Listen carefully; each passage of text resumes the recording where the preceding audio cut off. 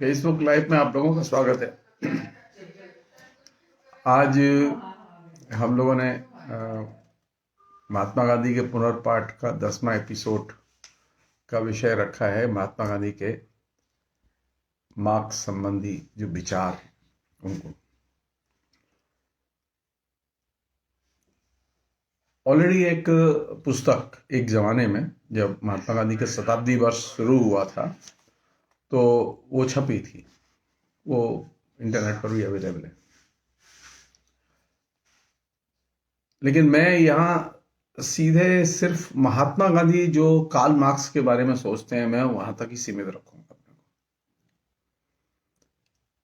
और दिलचस्प बात यह है कि महात्मा गांधी ने प्यारेलाल से बातचीत में मार्क्स संबंधी विषयों पर अपनी राय बहुत दो टूक ढंग से रखी है, और वही बेसिक टेक्स्ट है जिस पर के महात्मा गांधी के दृष्टिकोण की चर्चा की जानी चाहिए।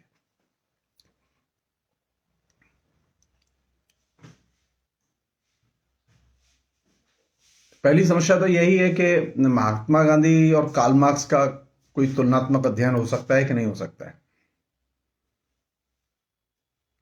तो मुझसे अगर पूछें तो वो अध्ययन तो हो सकता है, और उस अध्ययन के पैराडाइम भी तय किए जा सकते हैं।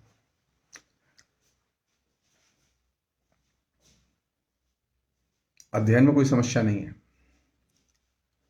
दो भिन्न दृष्टिकोण के विचारकों आंदोलनकारियों के बीच में मूल्यांकन हो ही सकता है। जिस तरह 19वीं शताब्दी के सबसे बड़े चिंतक के रूप में कार्ल मार्क्स जाने जाते हैं, उसी तरह 20वीं शताब्दी के सबसे बड़े आंदोलनकारी के तौर पर महात्मा गांधी जाने जाते हैं। और ये दो बहुत महत्वपूर्ण प्रस्थान बिंदु हैं।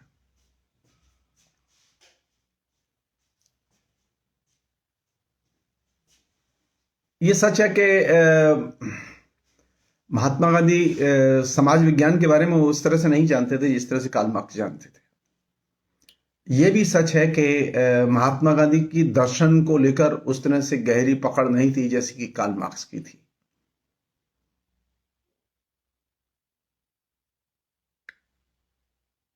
यह भी सच है कि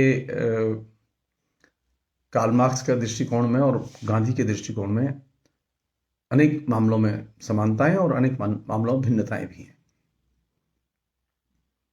और जो भिन्नता है वो सबसे बड़ी यह है कि महात्मा गांधी ने अपनी पूरी की पूरी राजनीतिक जिंदगी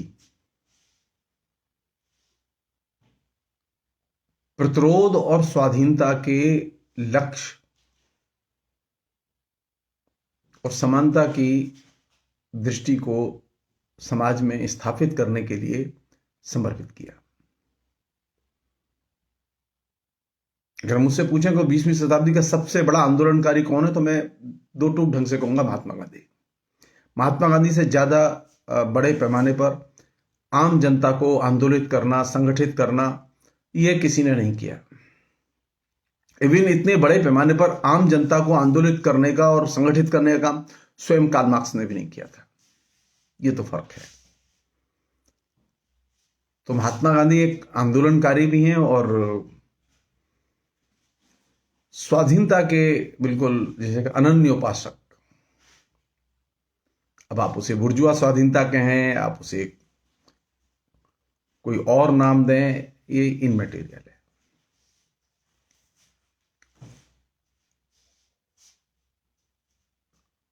दूसरी जो बहुत बुनियादी समस्या है वो ये कि महात्मा गांधी ने आंदोलन तो किया, बहुत बड़ा आंदोलन किया।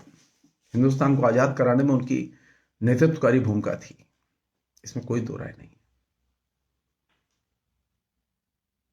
लेकिन हिंदुस्तानी समाज की जो मीमांसा होनी चाहिए वो मीमांसा पेश करने में महात्मा गांधी असफल रहे। महात्मा गांधी हिंदुस्तानी समाज की जनता की चेतना पर उनकी पकड़ थी, जनता की नब्ज पर पकड़ थी। वो जानते थे कैसे किसे कम्युनिकेट करना है और कैसे किसे आंदोलित करना है और शामिल करना है। कार्ल मार्क्स की विशेषता यह थी कि कार्ल मार्क्स ने पूरे पूंजीवादी व्यवस्था का गंभीरता से विश्लेषण किया और अध्ययन किया और हिस्टोरिकल दृष्टिकोण से अध्ययन किया, डायलेक्टिकल दृष्टिकोण से अध्ययन किया। गांधी की दिक्कत यह थी कि गांधी एक तरह से व्यवहारवादी दर्शन से ज्यादा प्रभावित थे, इसलिए टाइम टू टाइम वे अपनी दृष्टि और रणनीति दोनों ही बदलते रहते थे।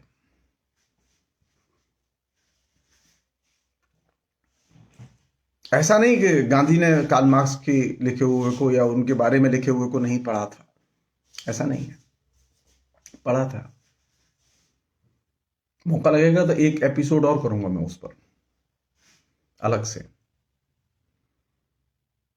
आज मैं खाली सिर्फ प्यारे लाल के साथ में जो महात्मा गांधी की जो बातचीत है मार्क्स के संदर्भ में, मैं उसी तक अपने को केंद्रित रखूंगा मैं। और इस केंद्रित रखने के पीछे एक बड़ा पर्पस यह है कि एक गलत फहमी है लोगों के बीच में। ये जो सीरीज मैंने शुरू की है, ये सीरीज का पर्पस ये नहीं है, मैं कोई गांधी के बारे में बहुत ज्यादा गंभीरता से नहीं जानता। बड़े बड़े लोग हैं, बड़े बड़े इतिहासकार हैं, हम तो पाठक हैं। यह गलतफहमी है कि गांधी का दृष्टिकोण, गांधी और मार्क्स के दृष्टिकोण में कोई समानता नहीं है।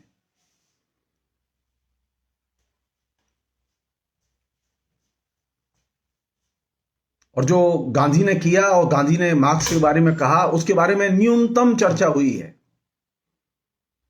इसलिए यह बेहद जरूरी है जानना कि खुद महात्मा गांधी कार्ल मार्क्स के बारे में और कार्ल मार्क्स के जो बेसिक कॉन्सेप्ट हैं उनके बारे में क्या सोचते थे।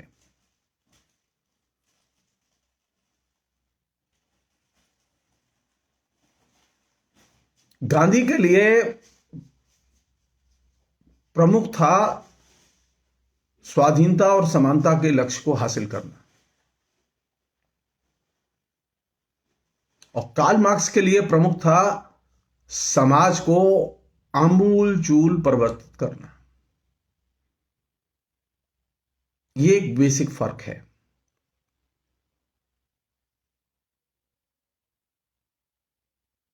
और यह बुनियादी फर्क है। ये सामान्य फर्क नहीं है। ये गांधी ने भारत की व्याख्या तो बहुत की थी, विभिन्न समुदायों को जन आंदोलनों का हिस्सा बनाया, जन आंदोलन का, स्वाधीनता आंदोलन का हिस्सा बनाया और स्वाधीनता आंदोलन को एक ऐसी विराट ऊंचाई पर पहुंचा दिया जहां की कोई कल्पना नहीं कर सकता था। लेकिन गांधी के पास में भारतीय समाज बदलेगा कैसे, इसका कोई सपना नहीं था। अपनी मृत्यु के पहले जब 47 में भारत आजाद हुआ, तो भारत के आजादी के बाद ऑल इंडिया रेडियो के प्रतिनिधि ने जाके महात्मा गांधी से कहा कि बापू, देश आजाद हो गया है, आपके पास कोई संदेश है देश को देने के लिए?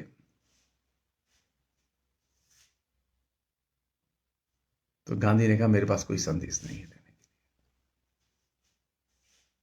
सोचिए, जिस व्यक्ति ने हिंदुस्तान की आजादी का आंदोलन का नेतृत्व किया और जब आजादी आई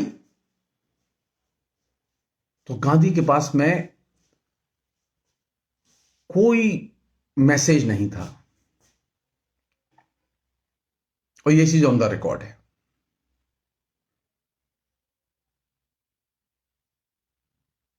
गांधी दूसरी चिंताओं में उलझे हुए थे, लेकिन देश आजाद हुआ था, ये एक सामान्य घटना नहीं थी।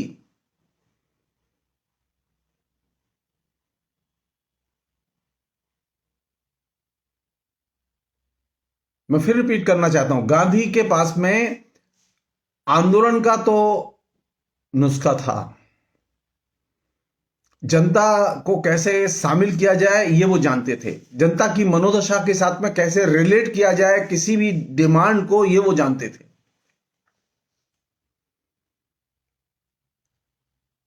वो ये भी जानते थे कि एक अनुशासनहीन समाज को कैसे अनुशासित आंदोलन में ट्रांसलेट किया जाए, ये भी जानते थे।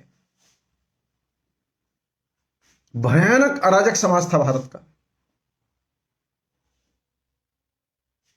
गांधी ने बहुत बड़ी भूमिका अदा की उसको दुरुस्त करने में।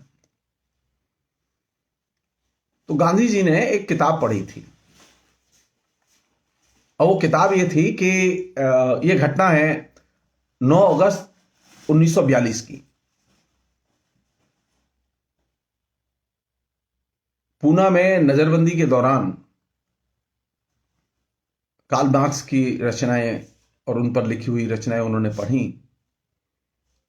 प्यारेलाल ने जो उनसे सवाल जवाब किए, जो कि महात्मा गांधी समग्र में उपलब्ध हैं,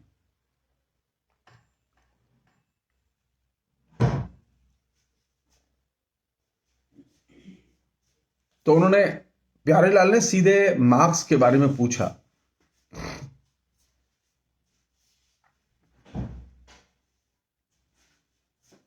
कि मार्क्स के बारे में आपके क्या विचार हैं।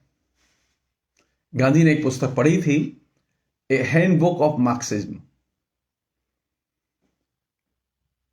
उसके ऊपर कुछ लिखा भी हुआ था, जिसकी मैं चर्चा बाद में करूंगा मैं। तो गांधी ने जो उत्तर दिया वो बहुत ही शानदार उत्तर था, और इतना दो टूक ढंग से उत्तर देना गांधी के लिए ही संभव था। हमारे यहां तो लोग झूठ बोलते हैं। कार्ल मार्क्स को लेके, मार्क्सवाद को लेके नफरत से भरे हुए लोग हैं।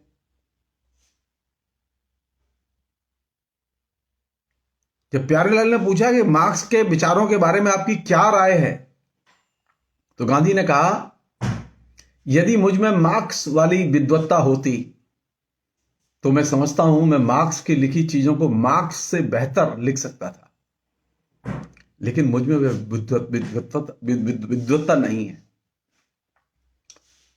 मार्क्स सरल चीजों को भी कठिन बनाकर पेश करने में माहिर है।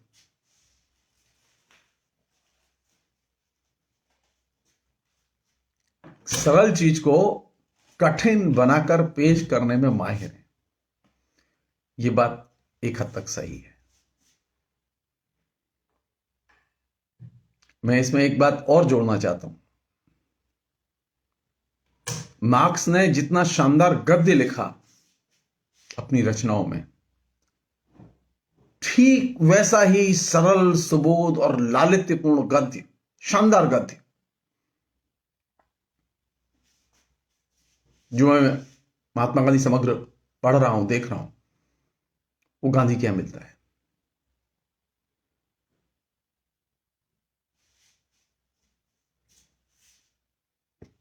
प्यारेलाल ने मार्क्सवाद के बारे में गांधी जी से कुछ सवाल किए, और वे सवाल बड़े दिलचस्प हैं।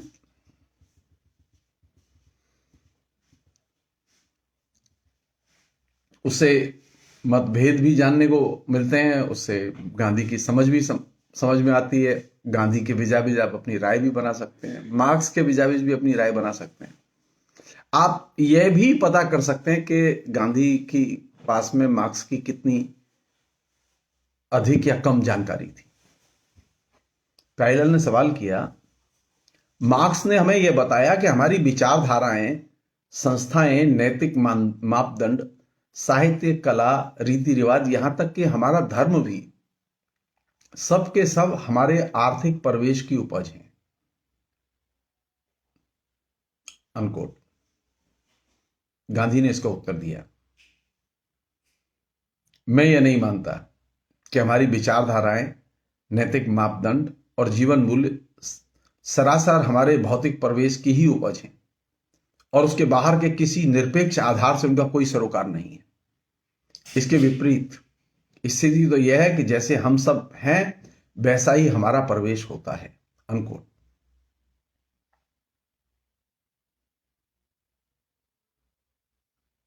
स्वयं कार्ल मार्क्स ने अपनी इस धारणा का खंडन किया। शुरू में कार्ल मार्क्स ने इस बात पर बहुत जोर दिया कि समाज में जितनी भी अधरचनाएं हैं, न्याय है, दर्शन है, शिक्षा है, राजनीति है, कला है, जितनी भी अधरचनाएं हैं वे सारी की सारी, जिसे सुपर स्ट्रक्चर कहते थे, वे सारी अधरचनाएं निर्धारित होती हैं आधार से, आधार में जो आर्थिक संबंध है उनसे। और इस पर बहुत जोर दिया गया शुरू में। बाद में इसका लोगों ने दुरुपयोग करना शुरू कर दिया यांत्रिक मार्क्सवादी के तौर पर। तो मार्क्स ने स्वयं खंडन किया इसका, कहा कि शुरू में हमारे सामने दिक्कत यह थी कि आर्थिक कारक प्रभावशाली होते हैं, इनको लोग मानने के लिए तैयार नहीं थे, इसलिए हमने अतिरिक्त जोर दिया था। लेकिन इसका कतई अर्थ नहीं है कि अधरचना के दूसरे रूप आर्थिक स्थिति को प्रभावित नहीं करते। असल में यह तो सही है कि अर्थनीति जो है, आर्थिक संबंध जो है, जो उत्पादन के संबंध हैं, वे उत्पादन के संबंध अधरचना को प्रभावित करते हैं, यह सच है।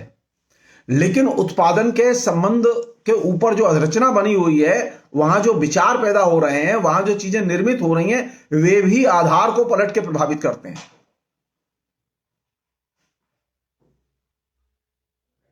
जब बहुत लोगों ने जोर दिया इस बात पर कि आप तो आधार को ही महत्वपूर्ण मानते थे, आर्थिक कारक को ही महत्वपूर्ण मानते थे, कार्ल मार्क्स ने कहा कि अगर आप ऐसा कहते हैं और मैंने ऐसा कहा है तो मैं मार्क्सवादी नहीं हूं। मार्क्स ने खुद डिसोन किया।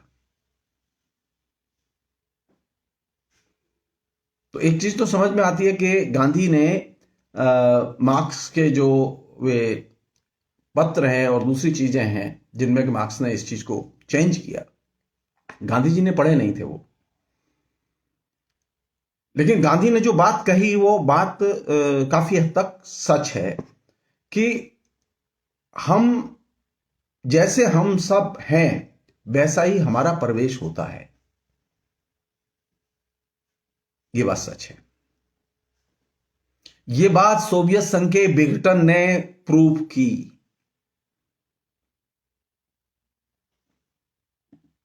मार्क्स ने जो कहा था वह भी प्रूव किया और गांधी जो कह रहे हैं वह भी प्रूव किया। सिर्फ फर्क इतना है कि मार्क्स जैसे सुपरस्ट्रक्चर के डिफरेंट एस्पेक्ट को ध्यान में रखते हैं, जैसे शिक्षा है, राजनीति है, धर्म है, दर्शन है, पर्यावरण है, प्रकृति है, इन तमाम चीजों पर वो अपनी राय देते हैं अलग अलग तरीके से। गांधी उस तरह से एक दार्शनिक के तौर पर नहीं सोचते। गांधी एक आंदोलनकारी के तौर पर, एक विचारक के तौर पर सोचते हैं। उन्हें आम लोगों को चीजें कम्युनिकेट करनी होती थी तो वे बहुत ही सरल भाषा में कम्युनिकेट करते थे।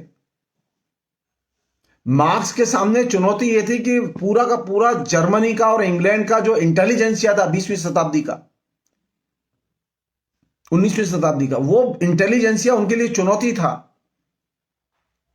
और उसमें असाधारण लोग थे उस जमाने में। उनसे अपने विचारों का लोहा मनवाना साधारण बात नहीं थी। इसीलिए कार्ल मार्क्स ने फायरवर्क की आलोचना करते समय यह बात कही थी कि अब तक संसार की दार्शनिकों ने तरह तरह से व्याख्या तो की है, समस्या व्याख्या की नहीं है। समस्या यह है कि समाज को बदला कैसे जाए। गांधी की दिक्कत यहीं पर है।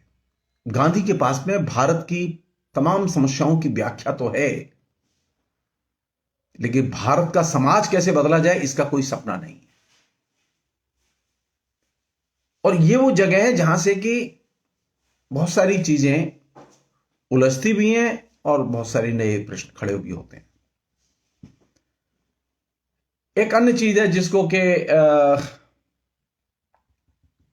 गांधी जी ने कहा और वो बहुत ही इंपॉर्टेंट चीज है, वो ये कि गांधी चीजों की डायलेक्टिक्स नहीं देखते थे। हर वस्तु के साथ में, हर घटना के साथ में, हर व्यक्ति के साथ में पूर्वापर संबंध होते हैं।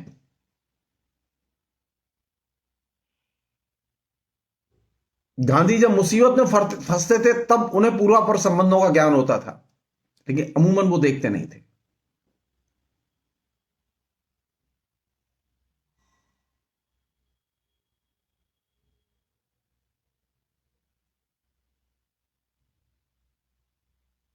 प्यारेलाल ने एक बड़ी मजेदार बात पूछी, कही उनसे, बहुत ही सीखने लायक है वो। प्यारेलाल ने कहा कि क्या वर्धा की बुनियादी तालीम की योजना इस मान्यता पर आधारित नहीं है कि हाथ की प्रयोजनात्मक क्रिया न केवल हमारे चिंतन को बल्कि संपूर्ण व्यक्तित्व को एक खास सांचे में ढालती है? क्या यह चीज बहुत कुछ मार्क्स द्वारा प्रतिपादित भौतिकवादी सिद्धांत के समान ही नहीं है?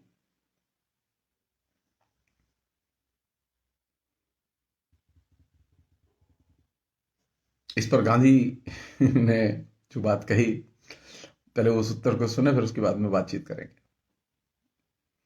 लेकिन मार्क्सवादी मेहनतकश हाथ को बिल्कुल हटाकर, गांधी कह रहे हैं, लेकिन मार्क्सवादी मेहनतकश हाथ को बिल्कुल हटाकर उसके स्थान पर मशीन को प्रतिष्ठित करना चाहता है। हाथ का उसके लिए कोई उपयोग ही नहीं है। मार्क्स के अनुसार शरीर श्रम पर निर्भरता, श्रमिक की दुर्वस्था और गुलामी का प्रतीक, ये मूल कारण है। मुझे इस अवस्था से मुक्त कराना मशीन का काम है। ये मार्क्स का आइडिया था जो गांधी के दिमाग में था।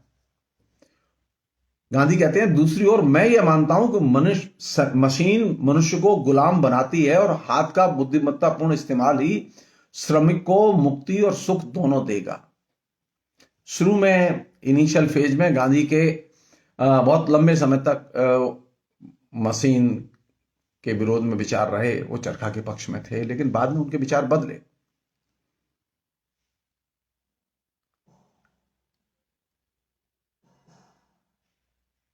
वो ये भी कहते हैं कि मार्क्सवादी तो मानो विचार को मस्तिष्क का उद्रेचन और मन को भौतिक प्रवेश का प्रतिबिंब मानता है। मैं इसे स्वीकार नहीं कर सकता। पदार्थ और मन दोनों के ऊपर ईश्वर है। यदि मुझ में इस सजीव सिद्धांत का बोध है तो कोई भी मेरे मन को बांध नहीं सकता। शरीर भले ही नष्ट हो जाए, आत्मा अपनी मुक्ति की उद्घोषणा करेगी। यह मेरे लिए कोई सिद्धांत नहीं है, यह मेरा अनुभूत सत्य है। गांधी अपनी अनुभूति पर ज्यादा जोर देते थे।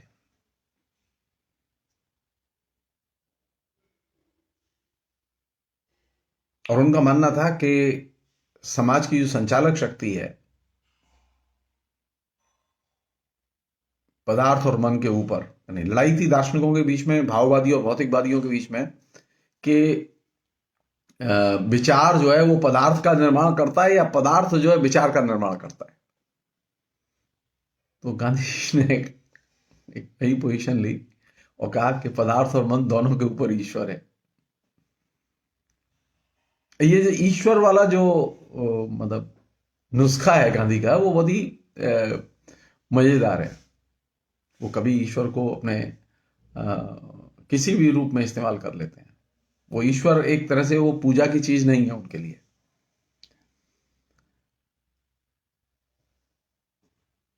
तो गांधी जिस पर जोर देते थे, मार्क्स के यहां थ्योरी और प्रैक्टिस दोनों पर जोर था। गांधी के यहां अनुभूत सत्य पर जोर था, और यह बहुत बड़ा फर्क था। प्यारेलाल ने आगे सवाल किया उनसे, मार्क्सवादी यह मानने को तो तैयार हैं कि व्यक्ति भौतिक प्रवेश का अतिक्रमण कर सकता है, लेकिन उनका कहना है कि वर्ग का व्यवहार तो तत्वतः उसी से निर्धारित होता है जब तक आर्थिक प्रवेश नहीं बदल दिया जाता, तब तक वह बदल नहीं सकता। पूंजीपति को बदलने के लिए पूंजीवादी व्यवस्था को नष्ट करना था।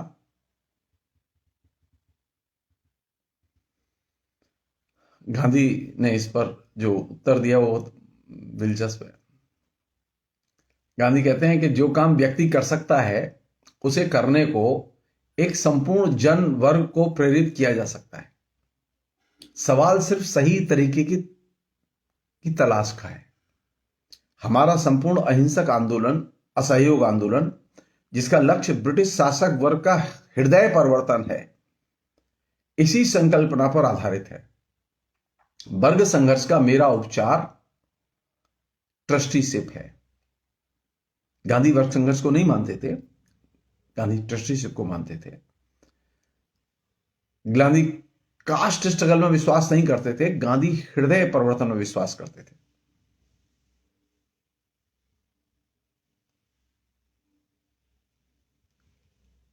प्यारीलाल ने कहा कि ये जो कुछ चल रहा है, और जैसा कि मार्क्स कहते थे कि जो कुछ हो रहा है ये सारा निजी संपत्ति इसकी जड़ है। तो गांधी इस विचार से भी सहमत नहीं थे मार्क्स के।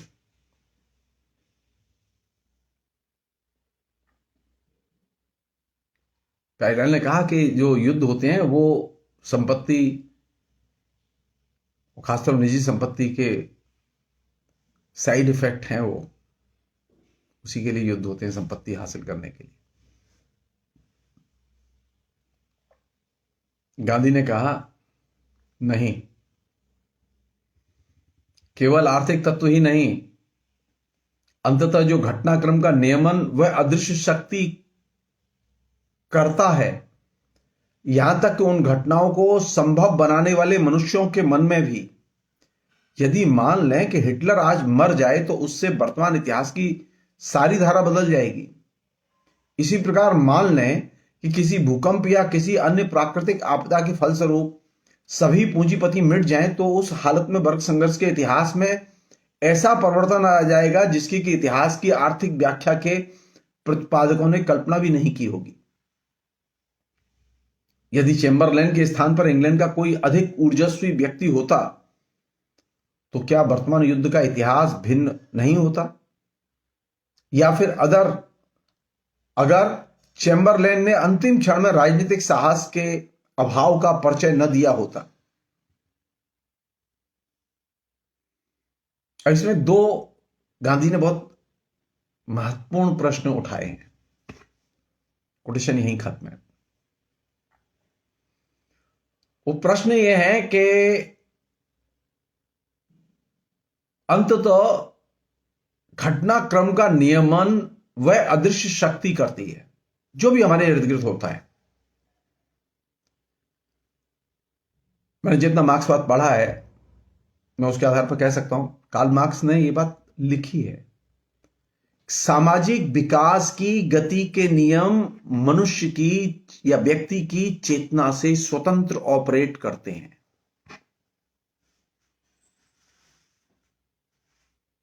और इस मामले में गांधी और मार्क्स दोनों एक हैं।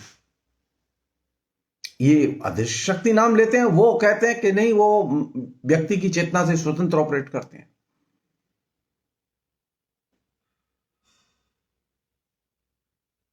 आप एक उदाहरण ले लीजिए, कोई छोटा सा। किसी ने सोचा नहीं था कि नव्य आर्थिक नीति लागू होगी, और नव्य आर्थिक नीति जब लागू होगी तो उसके गर्भ से भयानक गरीबी पैदा होगी। न मनमोहन सिंह ने सोचा था, न नरेंद्र मोदी ने सोचा था, न आरएसएस ने सोचा था, न कांग्रेस ने सोचा था। क्यों? क्योंकि नई आर्थिक नीतियों के लागू होने की जो नियम हैं, वे नियम व्यक्ति की चेतना के परे ऑपरेट करते हैं। आप पहचान नहीं सकते कैसे हो रहा है ये। किसी को नहीं मालूम, किसी को नहीं मालूम कि आखिर नरेंद्र मोदी ने ये 3 बदनाम किसान बिलों के बारे में अपनी राय क्यों बदल ली, किसी को नहीं मालूम।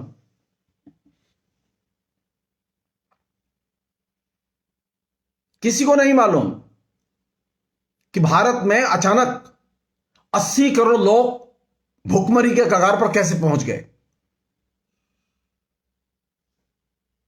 किसी को कोई तर्क नहीं पता, सरकार को भी तर्क का पता नहीं है, सरकार भी तर्क देने के लिए तैयार नहीं है।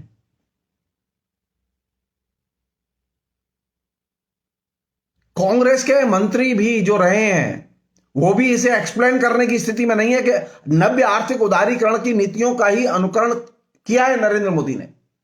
फर्क सिर्फ इतना है कि एग्रेसिवली और नेकेडली किया है, वो स्लोली कर रहे थे। वो लोकतांत्रिक अधिकारों को बचाए हुए थे, ये लोकतांत्रिक अधिकारों का सीधे हनन कर रहे हैं। लेकिन नव्य आर्थिक उदारीकरण की नीतियों के गर्भ से नरेंद्र मोदी कैसे पैदा हुए?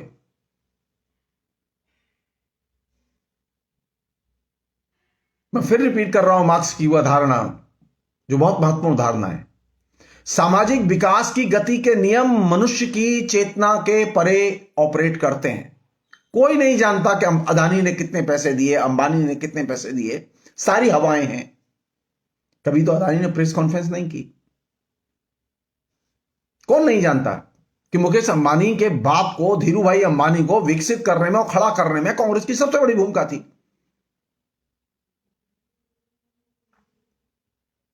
तो ये जो महात्मा गांधी की अपनी एक भाषा है, खास तरह की भाषा है, जिसमें वो कहते हैं कि अंततः घटनाक्रम का नियमन कोई अदृश्य शक्ति करती है। कार्ल मार्क्स कहते हैं समाज में जो कुछ घटता है वो व्यक्ति की चेतना, उसकी सामाजिक विकास की गति के नियम व्यक्ति की चेतना के परे ऑपरेट करते हैं।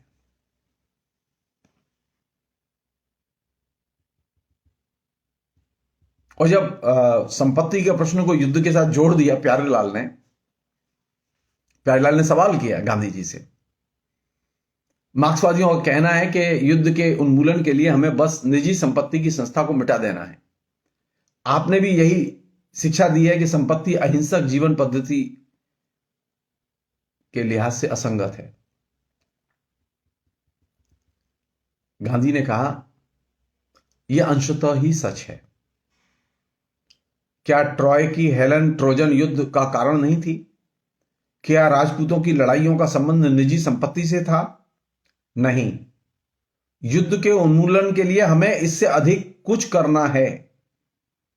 हमें हृदय से परिग्रह, लोभ, वासना और अहंकार को मिटाना होगा। हमें समाज से युद्ध के उन्मूलन के लिए स्वयं अपने अंदर युद्ध चलाना होगा। युद्ध की मानसिकता देश में न हो, सरकार में न हो, सरकार के नेताओं में न हो। इसके लिए जरूरी है कि सबसे पहले युद्ध के खिलाफ आत्मसंघर्ष किया जाना चाहिए।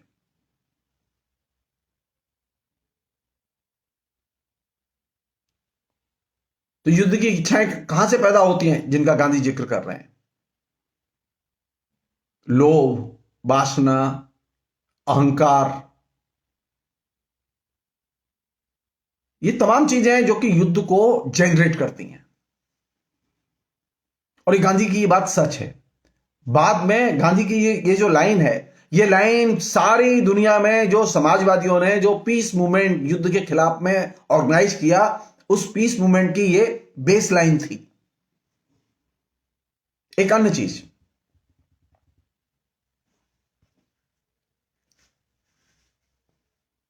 गांधी ने काफी लंबी बातचीत की है प्यारेलाल से, तो उसमें इंपॉर्टेंट चीज जो है वो अब मैं आपके सामने रख रहा हूं। गांधी के विचारों पर उधेड़बुन करते समय गांधी ने जो मार्क्स के बारे में कहा है बहुत ही मूल्यवान है, वो सीखने लायक है। गांधी ने कहा कि हम मार्क्स की आलोचना भले करें, लेकिन इस बात से कौन इनकार कर सकता है कि वह महान व्यक्ति था। सामाजिक रोगों का इसका विश्लेषण या उनके बताए इलाज सही हो सकते हैं या नहीं भी हो सकते हैं। मैं उसके आर्थिक सिद्धांतों को स्वीकार नहीं करता, लेकिन जानता हूं कि गरीब लोग पिस रहे हैं, उसके लिए कुछ करना है। मार्क्स ने अपने तरीके से यह काम करने का प्रयत्न किया। उसमें योग्यता और विद्वत्ता और प्रतिभा थी, अनकोट। और ये जो लाइन गांधी ने मार्क्स के बारे में कही, ये 100% सत्य है।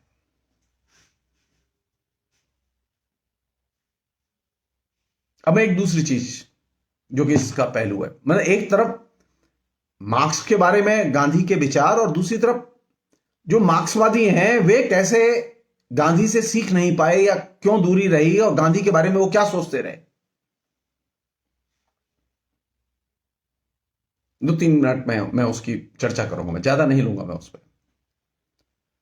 वह जो पुस्तक गांधी शताब्दी वर्ष में निकली, जिसमें कि कुछ मार्क्सवादियों के लेख हैं, कभी मौका लगा तो मैं दो लोगों की पुस्तक पर जरूर बात करूंगा जिन्होंने गांधी पर लिखी है, एक हिरेन मुखर्जी ने और एक ईएमएस नंबूद्रिपाद ने।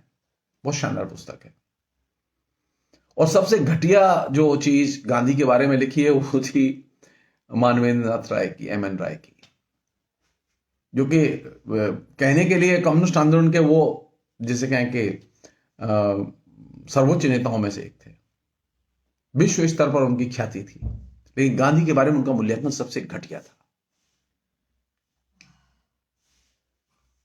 गांधी शताब्दी वर्ष में जो मार्क्सवादियों ने गांधी का जो मूल्यांकन किया, उसमें से श्रीनिवास देसाई ने लिखा, प्रथम तो सारे मतभेदों के बावजूद हम कम्युनिस्टों में महात्मा गांधी के मूलभूत सिद्धांतों के प्रति एक गहरी वितृष्णा बनी रही। उन्होंने आगे लिखा, हालांकि गांधी जी को ईमानदारी के साथ यह श्रेय देना पड़ेगा कि उन्होंने न तो कम्युनिस्टों या कम्युनिस्ट पार्टी के खिलाफ दमनकारी कदमों की कभी मांग की और न ऐसे कदमों को न्यायोचित ठहराया। वास्तव में वह भारतीय कम्युनिस्टों के प्रति यह दृष्टिकोण अपनाते रहे कि वे समर्पित किंतु गुमराह नौजवान हैं।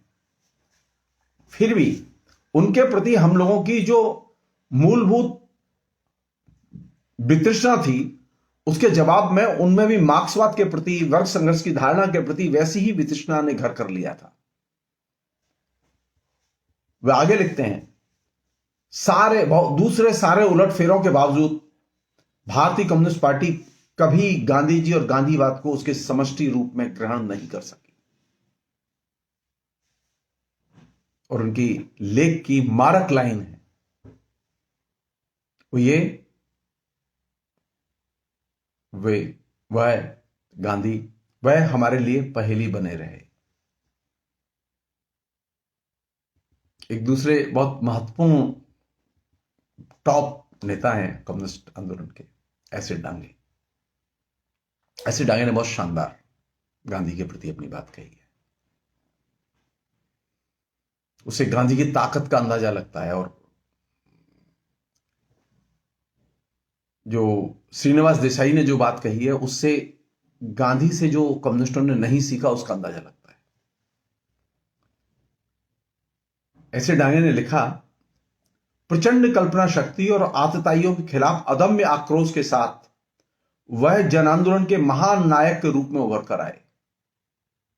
उन्होंने संपूर्ण देश के लाखों करोड़ों लोगों को एकता में बांधने, अनुशासित करने और संघर्ष में उतारने के लिए आज के बंद के पूर्व, अब जो हम बंद करते हैं ना, बंद के पूर्व अखिल भारतीय हड़तालों के हथियार का इस्तेमाल किया। गांधी पहले व्यक्ति थे जिन्होंने ऑल इंडिया स्ट्राइक की कल्चर शुरू की। वो बाद में बंद के तौर पर विकसित हुई। अगर कोई पूछे कि ऑल इंडिया स्ट्राइक का आर्किटेक्ट कौन है, तो गांधी। उन्होंने बहिष्कार और धरने के नारों के साथ लाखों लोगों को सड़कों गलियों में उतार दिया, जिसके फलस्वरूप ब्रिटिश अधिकारियों और उनकी अमन कानून की शक्तियों से जुझारू मुठभेड़ें हुई। उन्होंने स्कूली बच्चों से लेकर बड़े बूढ़ों तक, धनी लोगों से लेकर गरीबों तक सभी को पैशाचिक सरकार के विरुद्ध असहयोग करने तथा भारत की ऐक्यबद्ध जनता के विराट संकल्प द्वारा उसे धराशायी करने का आह्वान किया। डांगे आगे लिखते हैं, और बहुत महत्वपूर्ण है वो, सारी उत्पीड़ित जनता को उनके जिस असाधारण गुण को अवश्य स्मरण करना चाहिए वह है साम्राज्यवाद के प्रति उनका तीव्र विरोध भाव। जनता के संगठन और सक्रिय प्रतिरोध के प्रति उनका गहरा लगाव, जो कुछ भी उत्पीड़नकारी, अपमानजनक और अमानवीय है उसके प्रति उनकी तीव्र घृणा। उनका कहना था कि बुराई का सक्रियता के साथ प्रतिरोध किया जाना चाहिए, न कि उसके सामने निष्क्रिय होकर घुटने टेक देने चाहिए। एक दूरदर्शी व्यक्ति की तरह उन्होंने साम्राज्यवाद का प्रतिरोध करने तथा भारतीय जनता को विभाजित करने की उसकी चाल को विफल करने के लिए हिंदू मुस्लिम एकता को भारत की राजनीतिक और सामाजिक एकता का मूल नारा बनाया। अंत में डांगे ने जो कहा उसी से खत्म करूंगा मैं से। एक महान मानवतावादी के रूप में उन्होंने अस्पृश्यता के उन्मूलन का आह्वान किया। अनकोट। गांधी की ताकत कहां है? गांधी की ताकत यह है, गांधी ने जिस चीज को बुनियादी आधार बनाया, बोले कि अगर भारत को बचाना है तो आपको हिंदू मुस्लिम एकता को हर हालत में पुख्ता रखना होगा। अगर भारत को आत्मनिर्भर बनाना है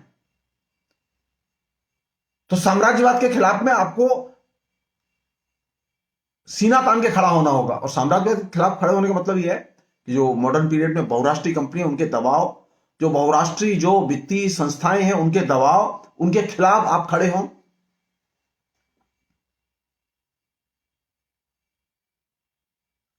और सबसे बड़ी चीज जो अभी भी नहीं हो पाई है,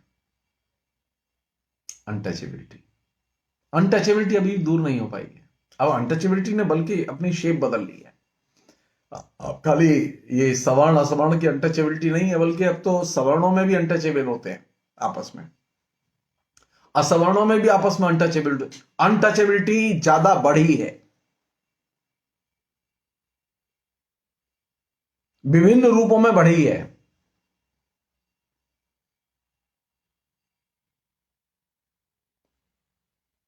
तो गांधी की विशेषता यह है कि गांधी एक कंप्लीट मानवतावादी विचारक और आंदोलनकारी के तौर पर हमारे सामने आते हैं।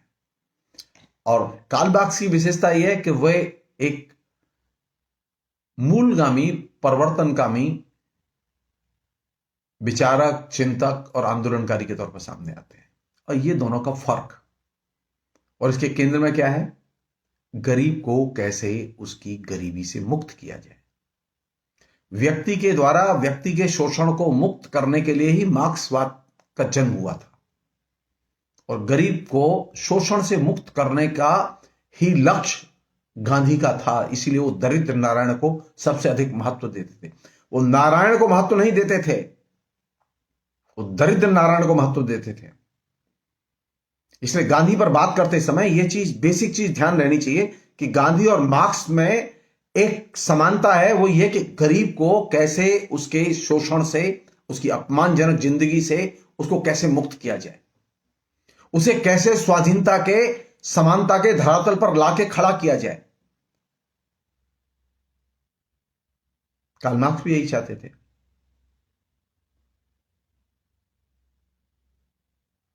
फर्क यह था कि कार्ल मार्क्स जर्मनी में और इंग्लैंड में लिख रहे थे और गांधी 20वीं शताब्दी में भारत में काम कर रहे थे।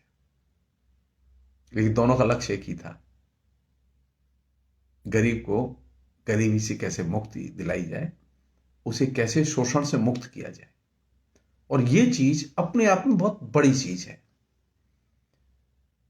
बजाय इसके कि हम उद्धरणों में जाएं कि वहां इसने ये लिखा, गांधी साफ कह रहे हैं कि मैं वर्ग संघर्ष को नहीं मानता। हो सकता है कि बिना वर्ग संघर्ष के काम चल जाए। किया ना, सोवियत संघ में वर्ग संघर्ष किया, वर्ग इवॉलिश कर दिए, फिर वर्ग लाने पड़े।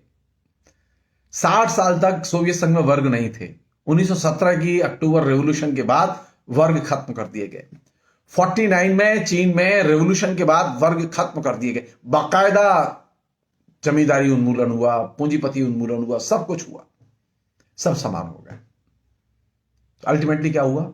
वहां पेरिस्ट्रोइका के जरिए और यहां माओ की मृत्यु के बाद देंग के जरिए नए सिरे से पूंजीपति वर्ग पैदा करना पड़ा। किसने पैदा किया? कम्युनिस्टों ने। किस लिए? सामाजिक विकास के लिए, आधुनिक समाज के विकास के लिए कैपिटलिस्ट क्लास बहुत महत्वपूर्ण क्लास है। आप मॉडर्न समाज का विकास कैपिटलिस्ट क्लास के बिना नहीं कर सकते, क्योंकि मॉडर्न समाज को विकसित करने के लिए जो पूंजी है और जो उन्नत टेक्नोलॉजी है वो सिर्फ कैपिटलिस्ट के पास है। समाजवादियों के पास नहीं है, गांधीवादियों के पास नहीं है।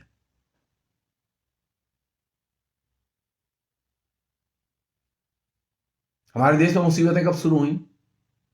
हमारे देश में मुसीबतें तब शुरू हुई जब हमने विश्व बैंक से पहली बार लोन लिया। गांधी साम्राज्यवाद से लड़ने के बारे में सोच रहे थे, हम विश्व बैंक से लोन लेने के बारे में सोच रहे थे।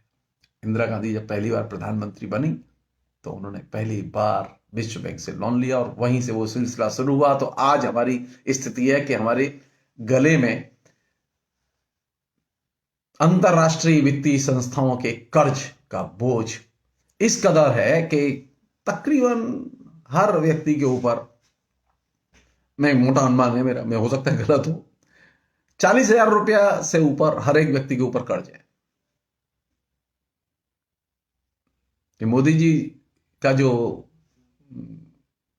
आत्मनिर्भर भारत है उसमें हर व्यक्ति 40,000 रुपए का कर्जगीर है विदेशी संस्थाओं का।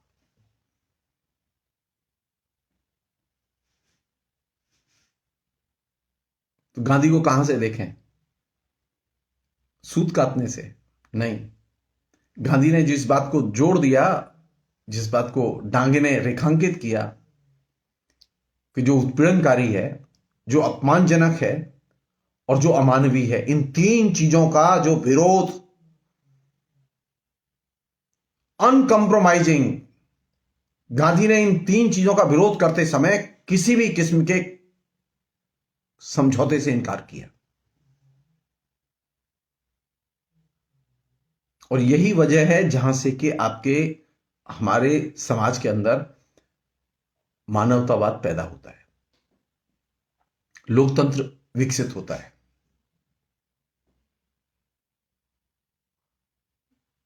मेरी नजर में डांगे ने जो गांधी की ताकत पहचानी है वो सही है।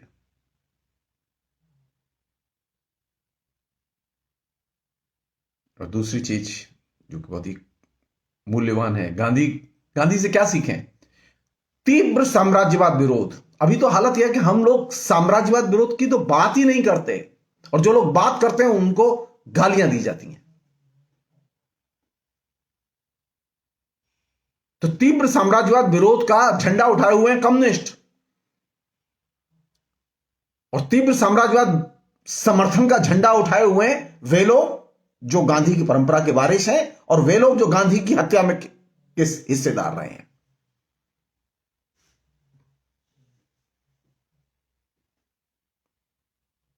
नियति देखिए, गांधी जो चाहते थे उसको इंप्लीमेंट कर रहे हैं कम्युनिस्ट।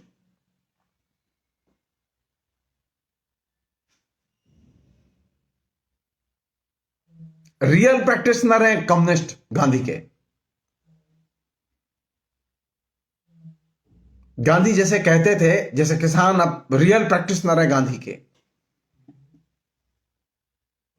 जैसे मैंने आपसे कहा कि गांधी के लिए प्रतिरोध का मतलब क्या था, प्रतिवाद का मतलब क्या था? प्रतिवाद का मतलब यह नहीं था जुलूस धर रहे तो हैं ही। गांधी के लिए प्रतिरोध का मतलब था समझा बुझाकर, परसुएशन, विन ओवर करना, समझा बुझाकर दिल जीतना। और ये जो चीज है समझा बुझा के दिल जीतने की कला, इस कला में निश्चित तौर पर गांधी और मार्क्स एक है। और मेरी दृष्टि में ये जो चीज है, मार्क्स बार बार आर्गुमेंट पर, वाद विवाद संवाद पर सबसे ज्यादा जोर देते हैं। थीसिस, एंटीथीसिस और सिंथेसिस, इन तीन पर जो जोर देते हैं वो किस लिए जोर देते हैं? कि किसी भी तरह समझा बुझा के विनोवर किया जाए। इसलिए गांधी को पढ़ते समय गांधी के सिर्फ इस पहलू पर नहीं देखा जाना चाहिए कि गांधी वर्ग संघर्ष को नहीं, अरे वर्ग संघर्ष को तो अभी समाजवादी देश नहीं मानते। समाजवादी देशों ने वर्ग पैदा कर दिए, तो गांधी को दोष देने से फायदा क्या? गांधी ने स्वाधीनता को प्रमुख मुद्दा बनाया कि आधुनिक समाज में जीना है तो स्वाधीनता सबसे मूल्यवान चीज है। और ये चीज कार्ल मार्क्स के यहां भी कॉमन है कि आधुनिक समाज में जीना है तो स्वाधीनता सबसे मूल्यवान चीज है।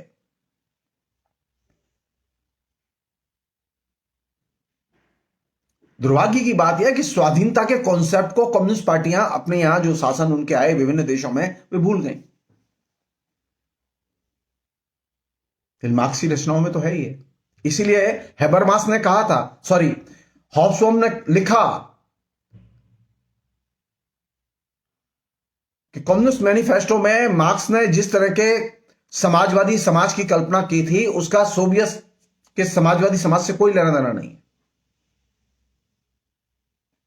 हॉब्सबॉम से बड़ा कोई मार्क्सवादी अभी इस दौर में तो हुआ नहीं है।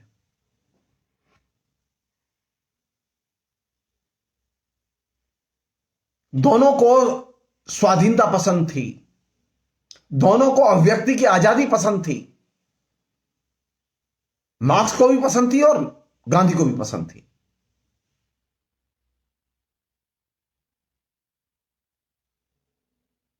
और यही वजह है दोनों ने उन तमाम क्षेत्रों में, उन तमाम लोगों के बीच में, उन तमाम समुदायों के बीच में अपने लिए जगह बनाई, उन तमाम देशों में अपने लिए जगह बनाई जो कि उनसे दूर थे। गांधी को जिस तरह सारी दुनिया में लोग जानते हैं और एक अहिंसक आंदोलनकारी के तौर पर जानते हैं और उनसे प्रेरणा लेते हैं सारी दुनिया में, इस तरह की प्रेरणा वो किसी से नहीं लेते। भारत के किसी भी नेता से वो प्रेरणा नहीं लेते। वो अशोक से प्रेरणा नहीं लेते जो महान अशोक हुए थे, वो अकबर से प्रेरणा नहीं लेते, वो नरेंद्र मोदी से प्रेरणा नहीं लेते, लोग गांधी से प्रेरणा लेते हैं। उसी तरह जो सामाजिक परिवर्तन की प्रक्रिया में लगे हुए हैं लोग कि मूलगामी सामाजिक परिवर्तन कैसे किया जाए, वे सारे लोग सारी दुनिया में जहां पर भी हैं, जिस जाति के हैं, जिस नेशन के हैं, वे सब लोग कार्ल मार्क्स के विचारों से प्रेरित होते हैं और प्रेरणा लेते हैं। और ये इनकी ताकत है। और इसी महीने में गांधी भी ग्लोबल है, मार्क्स भी ग्लोबल है। गांधी भी लोकल है, मार्क्स भी लोकल है।